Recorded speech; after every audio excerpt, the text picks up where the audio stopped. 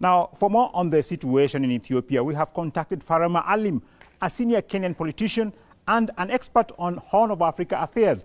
Thank you very much, Mr. Maalim, for your time. Thank you. Now, our first question. Ethiopians are protesting against U.S. interference in the country's ongoing Tigray conflict. What's the extent of this meddling, and what are the interests of Washington in this conflict? Washington has a very powerful, very deep-rooted and old interest in Ethiopia and in the Horn of Africa in general, but in particular in Ethiopia, because for close to 30 years, the TPLF regime that controlled Ethiopia had worked as a surrogate, as a kind of the blue-eyed boys of the American foreign policy in Africa. And they were playing the role that Israel plays for America in the Middle East. They were playing it for the Horn of Africa. And so when you lose such a powerful ally who does all the biddings for you, it is costly, and they would want them back. But not because of the interest of Ethiopia or the interest of the continent, the wider continent, or the Horn of Africa. That is purely for American strategic interests. And the Tigray People's Liberation Front, which also controlled Ethiopia through the EPRDF, had waged a war against Eritrea. That was a very costly war in which they wanted to recapture Eritrea and exercise that hegemony. And that was also done with the tacit approval, the support, the financing, and all the elements of the Americans and the Western countries for that purpose. So Eritrea sees the meddling of the Horn of Africa by America and its Western allies, and has seen it from the beginning. It maintained its own independence, small as it may be. It is the only country that has stood firm and that has said a no, a big no with a capital N to that meddling. Right now, the Americans are trying to revive the TPLF again. You don't forget, Americans gave billions and billions of dollars in aid to TPLF, which was not accountable.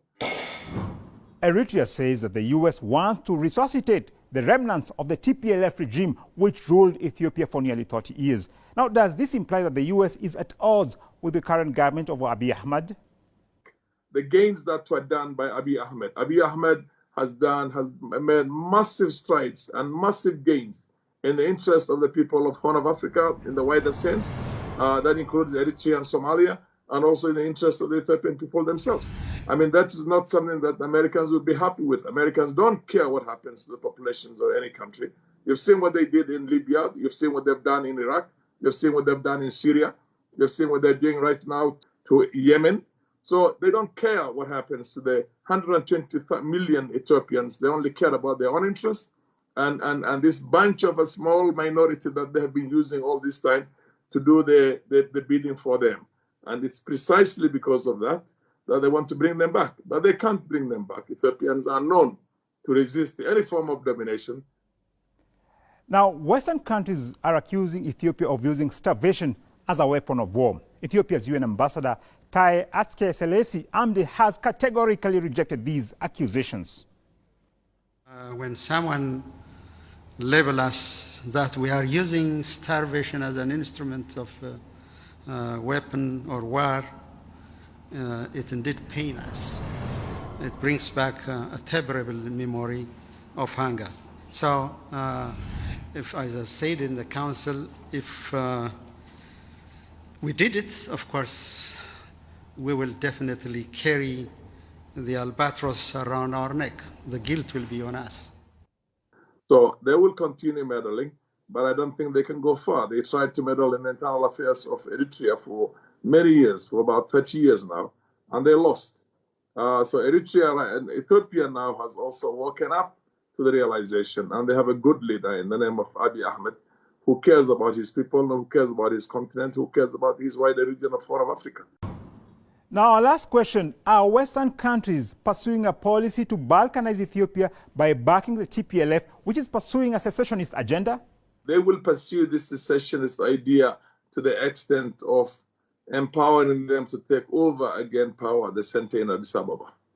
I don't think the Americans really want to create small countries in Ethiopia. No, they want to use them right now as a secessionist movement.